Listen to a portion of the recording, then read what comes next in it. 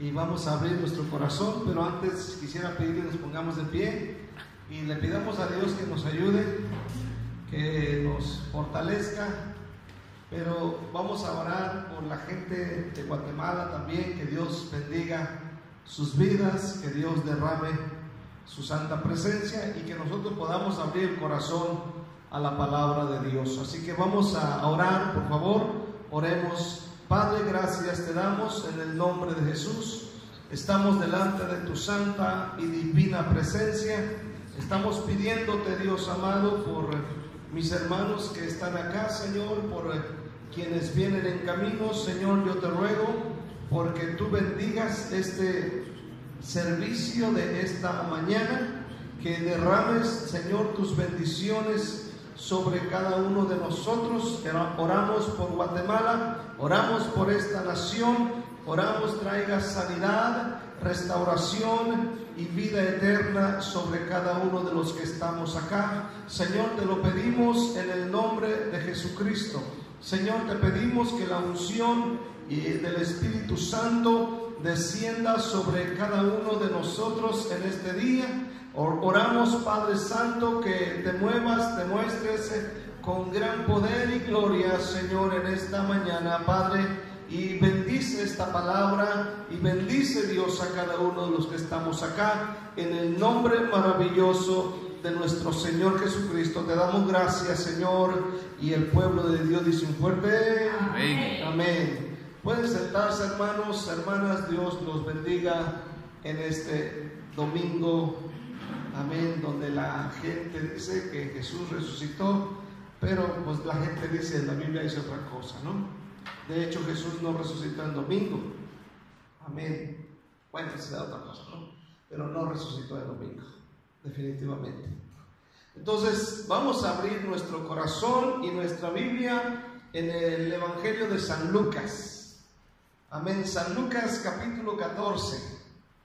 Es una bendición estar acá, amén, gloria al Señor, y hay que seguir orando para que pronto pase este cochino coronavirus, amén, que se vaya ya de aquí, se vaya a donde le pertenece, al infierno mismo. Amén. Quiero predicar sobre Lucas 14. ¿Usted ha escuchado en alguna ocasión la expresión qué insípida es esa persona? ¿Ha oído esa expresión? ¿Qué insípido es o qué insípida es ella, él? Aleluya. En concreto, insípido es, según el diccionario, es un adjetivo que describe algo falto de sabor. También describe algo que no tiene espíritu, que no tiene gracia o no tiene interés. Un comentario que encontré en cuanto a esta expresión de ser insípido. El comentario dice que una persona insípida es sin sabor,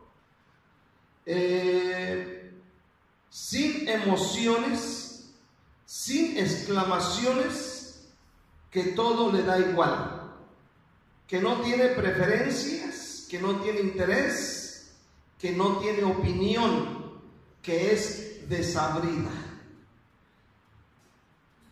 Ahora, en esta mañana, yo quiero decirte y recordarte que la iglesia de Cristo es la sal de la tierra. Así que en este tiempo de dificultad no vayas a perder el sabor, o sea, no te vayas a convertir en un insípido o insípida, porque como la sal que pierde su sabor, y la sal que pierde su sabor no sirve para nada. Asimismo, un cristiano desabrido no sirve para nada. Entonces yo quiero hablar acerca de no perder el sabor. Lucas 14, versículos 34 y 35. Dice la palabra de Dios: buena es la sal, mas si la sal se hiciera insípida, ¿con qué se sazonará?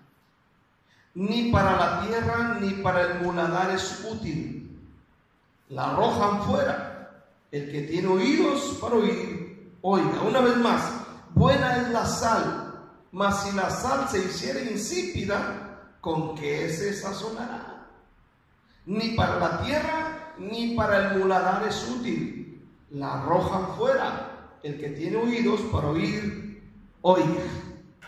Entonces yo quiero hablar esta mañana acerca de no perder el sabor. Amén. Primeramente quiero mirar que la Biblia menciona la sal en muchas ocasiones. La sal. ¿Qué representa la sal en la Biblia? Bueno, es símbolo para representar algo. Por ejemplo, en la antigüedad, los habitantes del desierto utilizaban la sal para guardar sus alimentos, para que así estuvieran conservados.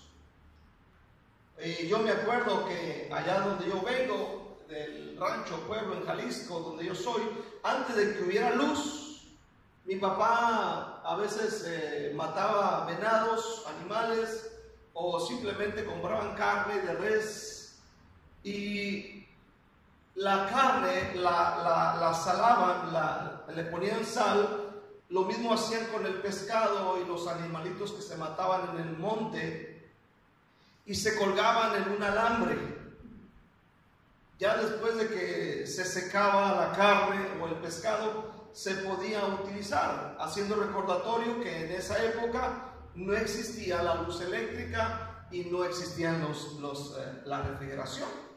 Entonces utilizaban este método para conservar, en este caso, la carne y el pescado, y se conservaba. Por ejemplo, si usted algún día tenía su carnita guardada ahí ya seca, se iban al monte a trabajar, y ya estando en el monte, nada más lo que hacía era ponerlo sobre las brasas, y así con tortillas sabía bien sabrosa. Amén. Nomás hacía falta la coca.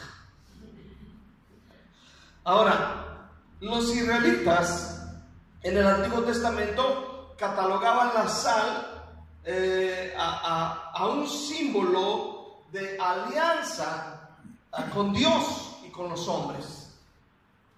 Amén. Repito esto: en el Antiguo Testamento los hebreos catalogaban la sal a un símbolo de alianza con Dios y los hombres.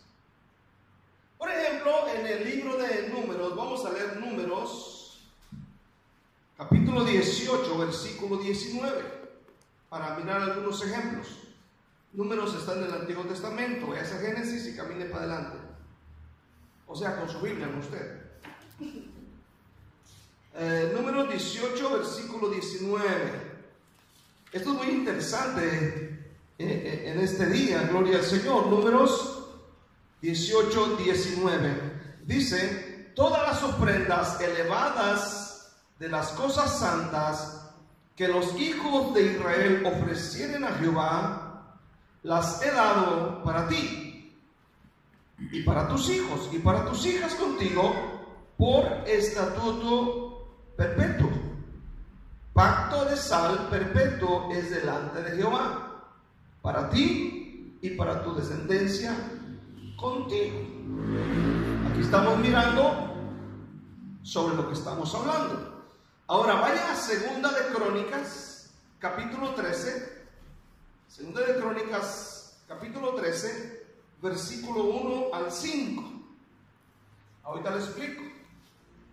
A los 18 años del rey Jeroboam, reinó Abías sobre Judá. Segunda de Crónicas 13. Y reinó 3 años en Jerusalén. El nombre de su madre fue Micaías, hija de Uriel de Gabaa. Y hubo guerra entre Abías y Jeroboam. Entonces Abías ordenó batalla contra un ejército de 400,000 hombres de guerra valerosos y escogidos, y Jeroboam ordenó batalla contra él con 800,000 hombres escogidos, fuertes y valerosos.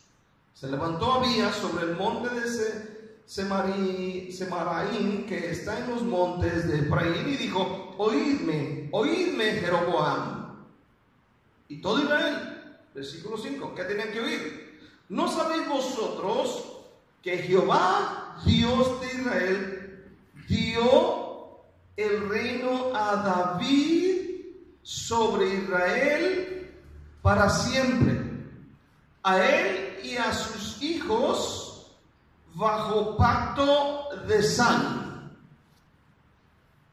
Bajo pacto de sal.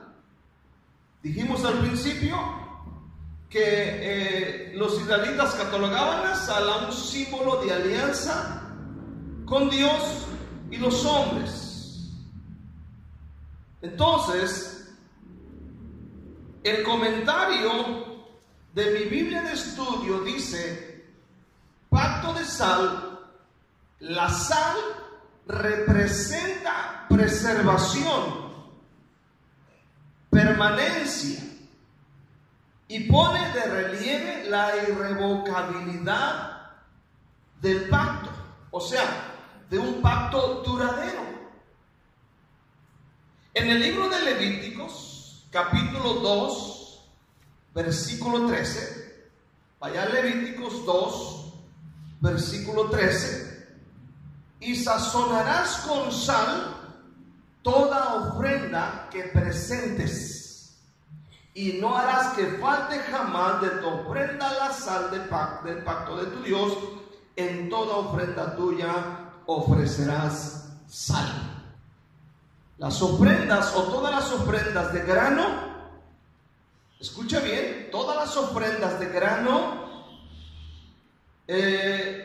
tenían que ser sazonadas con sal. Todas las ofrendas de grano. Ponte a pensar en los granos. La traducción lenguaje actual dice: en cambio, deben poner sal en todas las ofrendas que me presenten, porque la sal es símbolo de pacto que han hecho conmigo.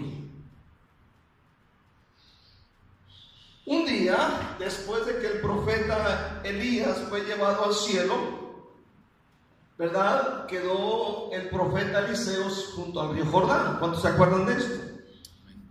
Los que han leído la Biblia. ¿Cuántos han leído la Biblia? Ok.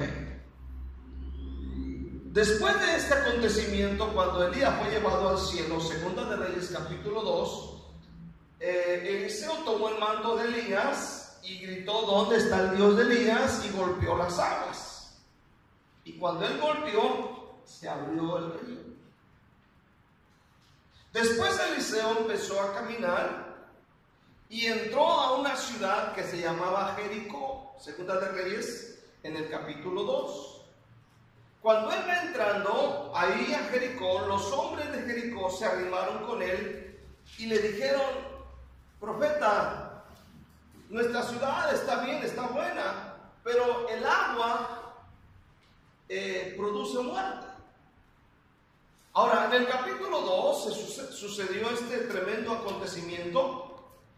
En el capítulo 2, versículo 19, y dice la palabra de Dios: y los hombres de la ciudad dijeron a Eliseo: he aquí el lugar donde está colocada esta ciudad es bueno, como mi señor ve, mas las aguas son malas y la tierra es estéril.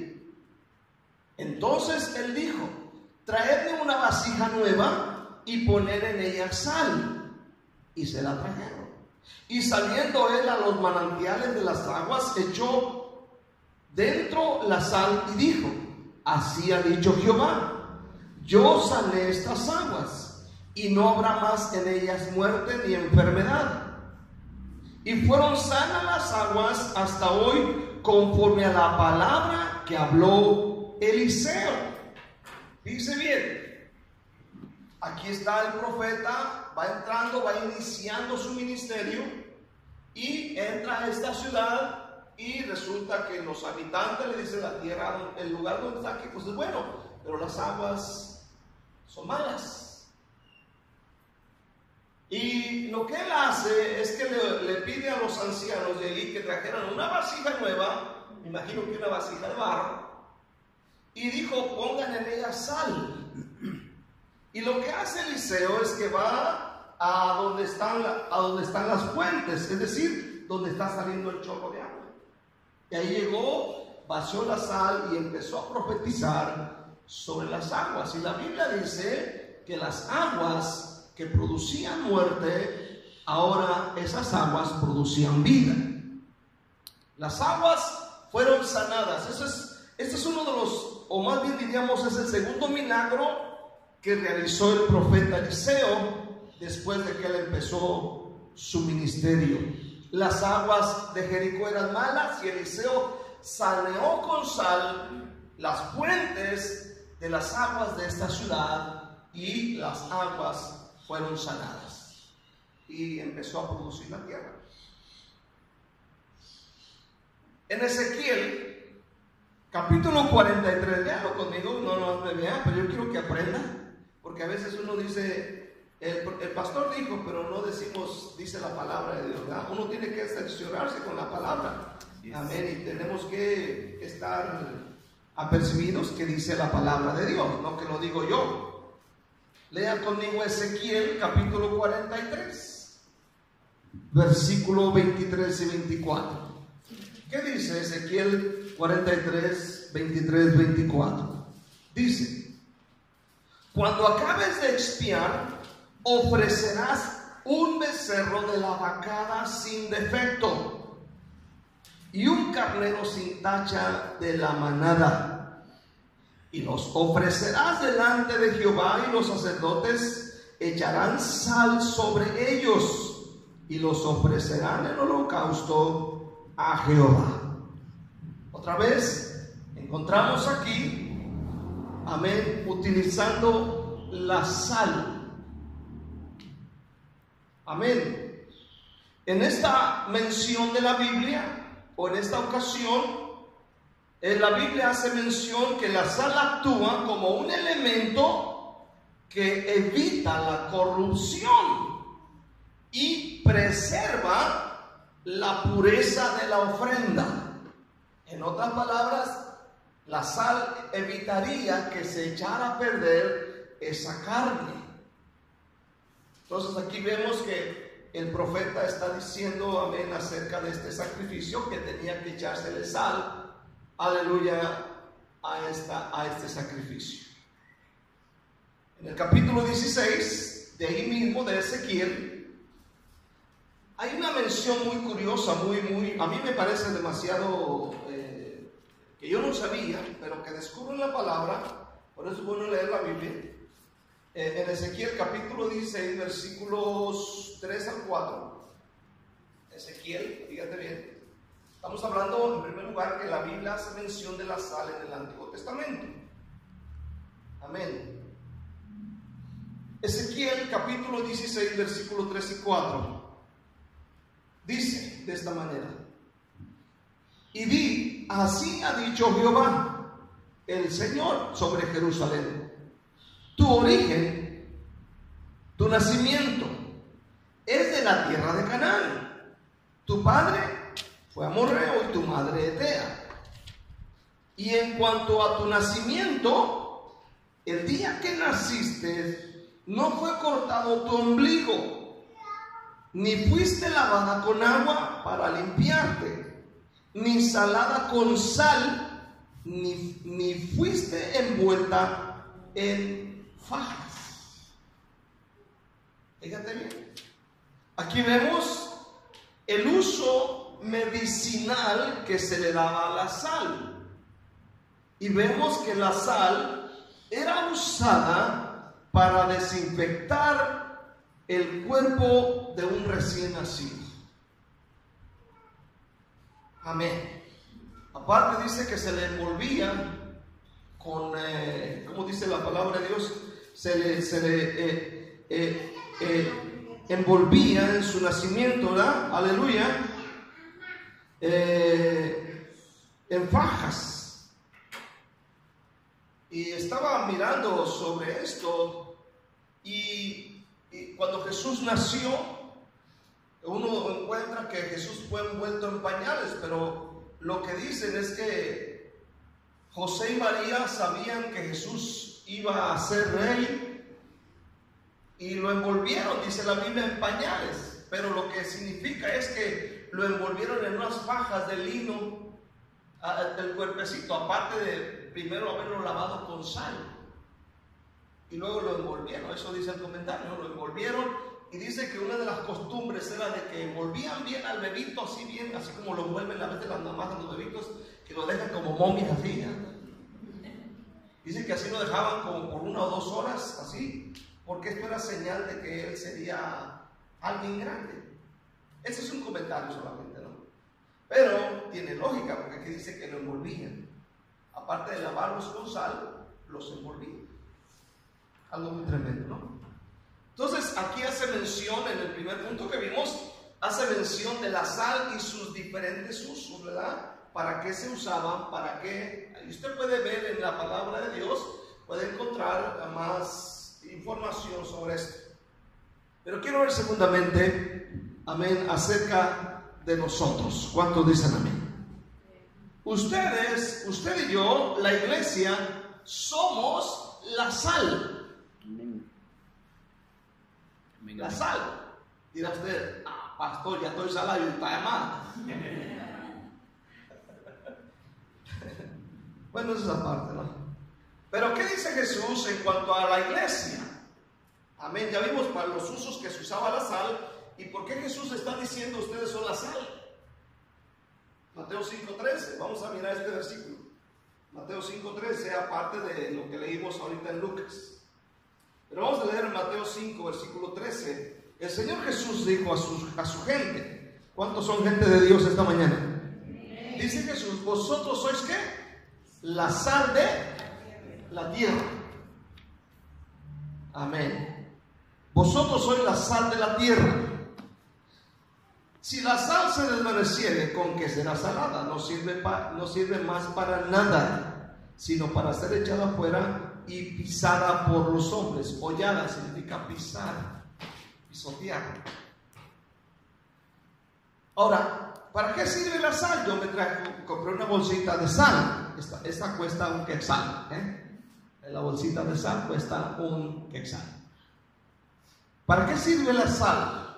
Bueno, tiene muchos usos. La sal está en cada hogar, ¿cierto o no? Amén. Usted puede faltar los frijoles, la carne, pero la sal no, está ahí. Hay sal. Hay sal. Amén. La sal está en cada mesa, en cada cocina, por pobre que sea, hay sal en su casa, ¿verdad? En cada alimento, ¿verdad?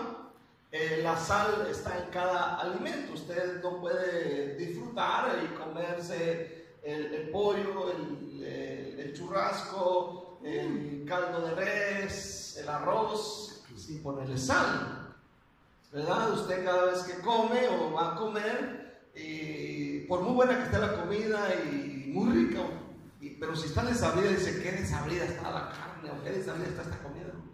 Pero ya cuando le pone sal, dice qué rica está la comida, no dice qué rica está la sal. Entonces, la sal está en los medicamentos.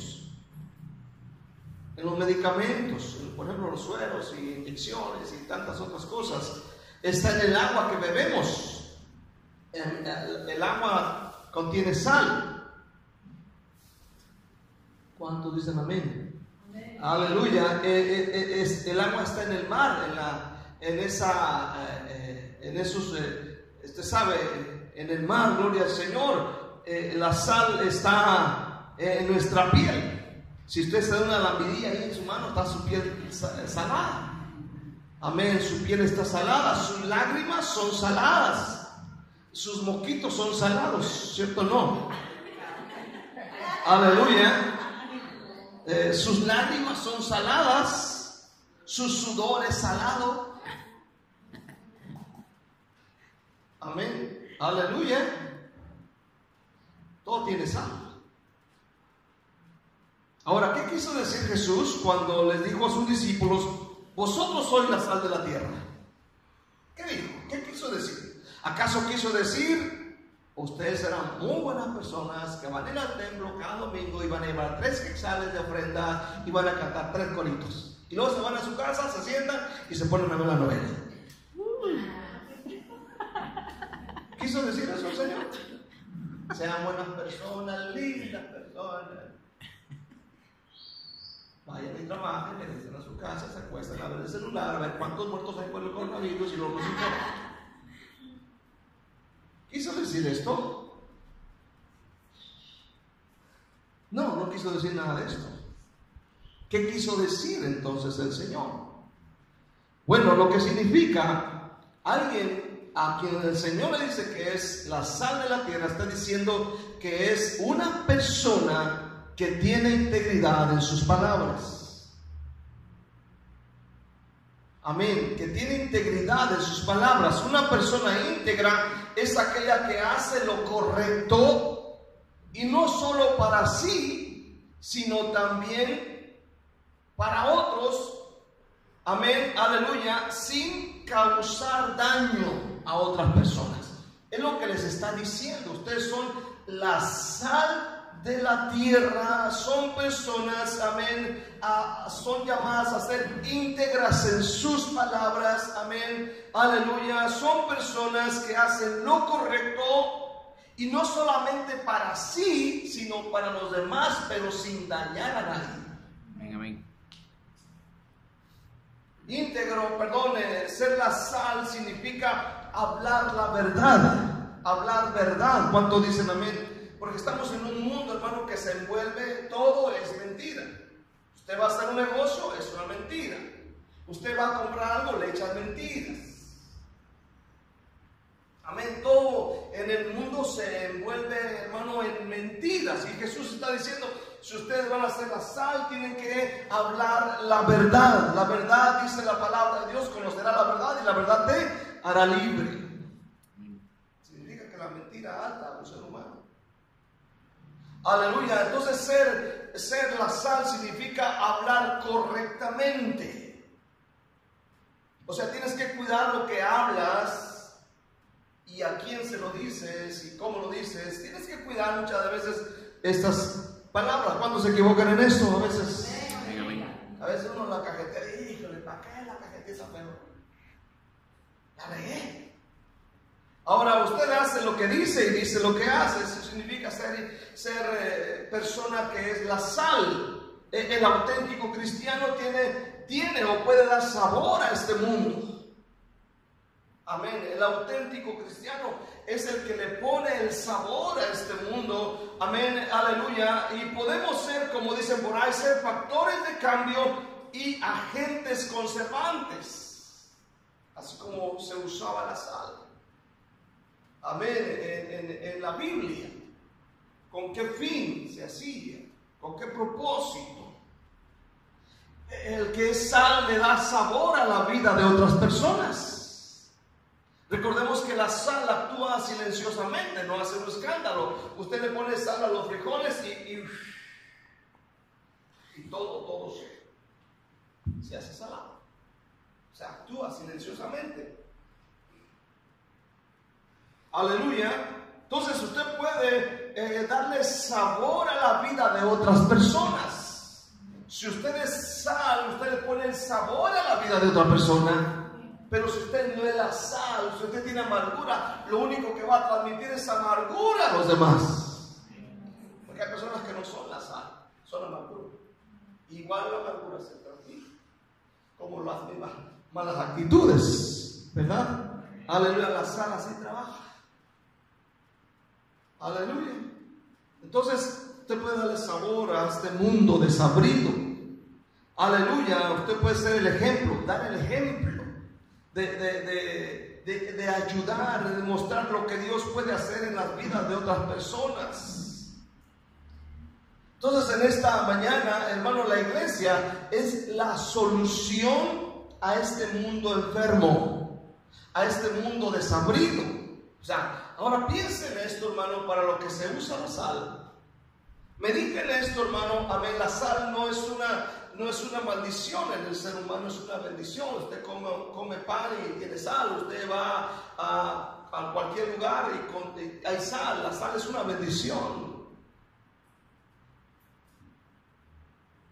Lo mismo usted y yo podemos ser la sal de esta tierra, así como Eliseo cuando echó sal y saneó las aguas de Jericó y fueron sanadas. Usted y yo somos llamados a eso. Pero si ya no es sal, si ya ha perdido su sabor, hay cristianos que ya han perdido su sabor. ¿Y para qué sirve la sal? Dijo Jesús. Para ser echada afuera, a la calle, al muladar y ser pisada. Ser pisada por los hombres. En otras palabras, ya no sirve para nada. Un cristiano sin sabor no sirve para nada. Fíjate bien. Quiero ver terceramente, cuando un cristiano pierde su capacidad de manifestar el evangelio con palabras y con hechos, dejará de ser la sal de la tierra. Cuando deja, amén, de manifestar el evangelio con palabras y con hechos, con obras, dejará de ser sal de la tierra. Si usted es sal de la tierra, predique la palabra de Dios. Amén. Predique la palabra de Dios. Usted dirá, bueno, ¿y ahorita cómo le hago? Bueno, pues utilice su teléfono. Nada más lo utilice para chismear, ¿no? Utilícelo para decir, ¿sabes qué? Cristo te ama, puede cambiar tu vida. Mira, viene la marca la bestia y dice Apocalipsis capítulo 13, ponte trucha, no te vas a quedar. Y dígales ahí, que me cortan, pues que lo corten. ¿Cuánto dicen amén? Y podemos decir como dijo el profeta, aleluya, yo les amé, allá ustedes. Entonces, hoy más que nunca, hermano, la iglesia debe de saber cuál es su función en este mundo enfermo y desabrido. Debe de saber cuál es su función. De vuelta, Mateo 5:13, vosotros sois la sal de la tierra. Si la sal se desvaneciere, ¿con qué será salada? No sirve más para nada, dice Jesús, sino para ser echada afuera y hollada por los hombres. Ahora vaya a Lucas, al texto del principio, Lucas 14, versículo 30 y ¿qué? 33 y 34. Buena es la sal. ¿Cuántos dicen amén? Mas si la sal se hiciera insípida, ¿con qué se sazonará? Dice, ni para la tierra ni para el muladar es útil. La arrojan fuera. Ahora dice, el que tiene oídos para oír, ¿qué? Oiga. Ahora, notemos los dos versículos. Si la sal se hiciera insípida, si la sal se desvaneciera, la sal se desvanece y se hace insípida cuando se infiltran elementos extraños en la sal. Ahora, cuando la Biblia hace mención de la sal, no es como la sal que ahorita tenemos en las manos. Esta sal es refinada. ¿Ya? Esta sal es refinada. Veamos el siguiente comentario. En el oriente, en Israel, en aquellos países, en ese tiempo, la sal no venía como hoy nos llega a nosotros, en bolsitas o en vasos de plástico, ¿verdad? Aleluya, no le llegaba a ellos como hoy nos llega a nosotros ya nos llega refinada, ¿verdad? Aleluya. Y en esos tiempos en el oriente, la sal era traída, se dice, en unos recipientes de piedra que pesaban un promedio de 20 a 30 libras. Imagínense solamente, ¿no? Esos recipientes les cabían de 20 a 30 libras de sal. Ahora, estos recipientes de sal eran dejados en las cocinas de las casas. Esta sal era así como piedra. Yo no sé si algún día usted pasó por donde los trabajadores están recogiendo la sal. Allá por nosotros estábamos en Tecomán, yéndose a Tecomán, Colima, había una parte donde es laguna salada y está donde recogían la sal. Incluso ahí mismo había un museo de la sal, ahí mismo entre Tecomán y Manzanillo, Colima.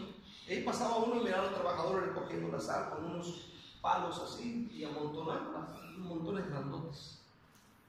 Ahora, esta sal en grano, como piedra, era llevada a los hogares, a las cocinas, en estos recipientes. Así que todos los días, porque los judíos eran muy limpios, usted sabe que una de las cosas que caracterizaba a un judío es la limpieza, ¿verdad? Eran muy limpios en sus personas, en su higiene personal y en las casas. Entonces todas las mañanas cuando lavaban el piso de esa cocina, el agua alcanzaba a estos recipientes y la humedad alcanzaba a prevalecer en esos recipientes, esa humedad, y por abajo también absorbía, y esa sal de abajo, perdía su sabor. Aleluya. Perdía su sabor, la sal de abajo. Entonces, esta sal era arrojada a las calles para ser pisada por la gente que pasaba por ahí. Es decir, ya cuando las personas se acababan la sal de encima, quedaba solamente lo de abajo, esa sal ya no servía, y lo que hacían esas personas era sacar esa sal a la calle, tirarla en la calle, porque ya no tenía sabor, y lo único que servía era para pisarla. Y el Señor Jesús está diciendo en Lucas que no servía ni para el muladar. Amén. Ya no servía, porque sabemos que los que han ido a algún rancho por ahí, a las vacas se les daba un poco de sal, ¿sí o no? La sal. Entonces dice que la sal no servía ni para el muladar. Lo que hacía la gente es echar a la calle y la gente pasaba y caminaba sobre ella. Amén. Entonces dice la palabra de Dios: buena es la sal, mas si la sal se hiciera insípida, ¿con qué se sazonará? Ni para la tierra ni para el muladar es útil, la arrojan fuera. Cuando la persona se aleja de Dios, la persona que ya no lo adora es como la sal del fondo del recipiente, ya no sirve para nada.